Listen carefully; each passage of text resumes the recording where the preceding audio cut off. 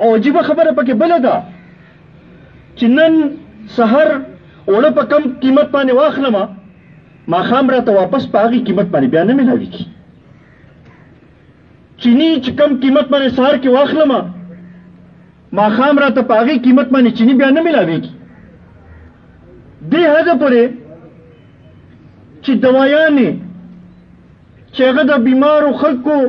لپاره لازمي دي او هغه دوایانې چې هغه ژوند بچ کولو والا دوایانې دي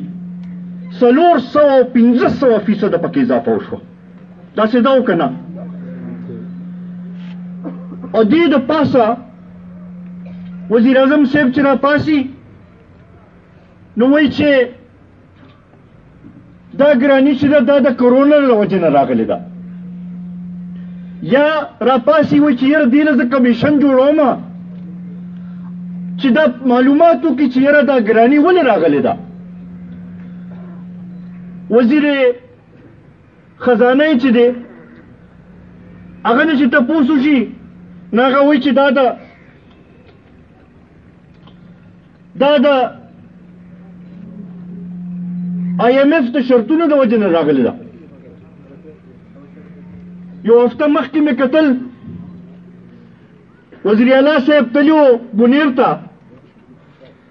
هلته کې چې تقریر کوو نو وایي چې دا ګراني چې ده د تېرو حکمرانانو د وجې نه راغلې ده زه ته دا تپوس کوم چې 3 کاله خو ستاسو مو شو